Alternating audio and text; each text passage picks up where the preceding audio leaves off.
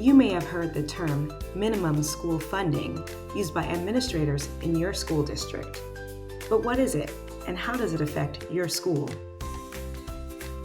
Minimum school funding is a part of the Blueprint for Maryland's Future, a law designed to improve education across the state. It ensures per-pupil funding reaches the intended students and programs. When the Blueprint became law in 2021, Maryland promised to invest an additional $3.9 billion in public schools over 10 years. The law also created the Accountability and Implementation Board and set up policies like minimum school funding to ensure educational quality and equity across the state. School districts were expected to make a good faith effort in complying with the minimum school funding requirement during the baseline school year of 2024 to 2025. However, school districts are expected to have strategically realigned budget resources to be fully compliant with the law by school year 2026 to 2027. So, how does this all work?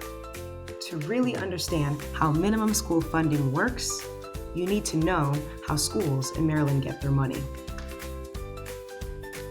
Let's start at the state level. The Maryland State Department of Education works with other state agencies to calculate and distribute school funding to districts based on a weighted student formula, which aims to equip students with the resources they need. The funding formula has three main components, each one providing funding to support student success. After the state sends money through the funding formula to each county school district, districts must make sure that a set amount of money per student reaches individual schools. This requirement is known as minimum school funding, and it applies to several programs in the state Blueprint funding formula. The following Blueprint programs have minimum school funding requirements. At least 75% of the per-pupil amount applicable to these programs must be spent at the school level. And 100% of funds must be spent at the school level for private providers of pre-kindergarten and the grant under the Concentration of Poverty program. Let's take, for example, a school district that receives $100 in compensatory education program funds from the state. That district must allocate at least $75 to individual schools so that schools can spend that money on compensatory education, services, and personnel.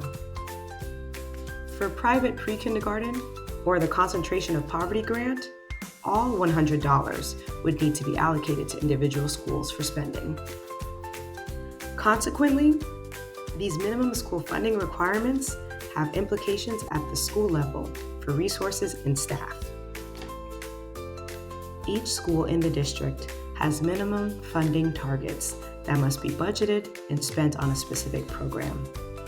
These targets are determined by the school's total enrollment and the number of students in key demographic groups.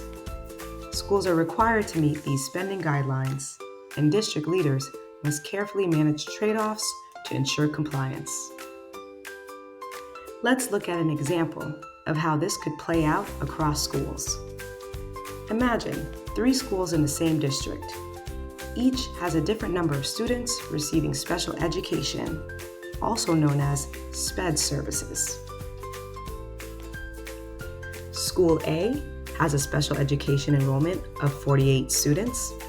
School B has a special education enrollment of 53 students. And School C has a special education enrollment of 62 students. Under the Blueprint's minimum school funding rules, each school must spend an amount that relates to the number of students it serves.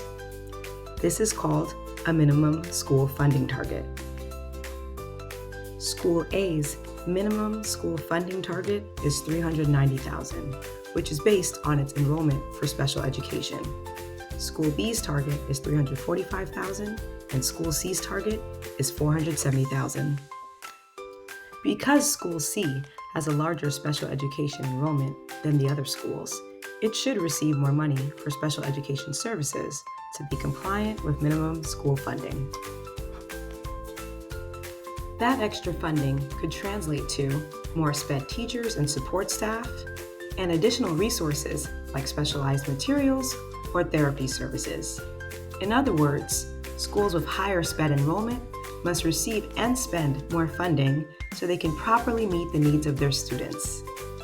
This same logic applies to other Blueprint funding programs that are under the minimum school funding requirement. To sum it all up, the Blueprint's minimum school funding requirement ensures resources follow students where they are, so every child has access to the support they need. By understanding how this works, parents, teachers, and community members can better see how state policies shape the day-to-day learning experience in schools. For more information on this topic, visit the Maryland Blueprint website at blueprint.marylandpublicschools.org. The following sources inform the making of this video.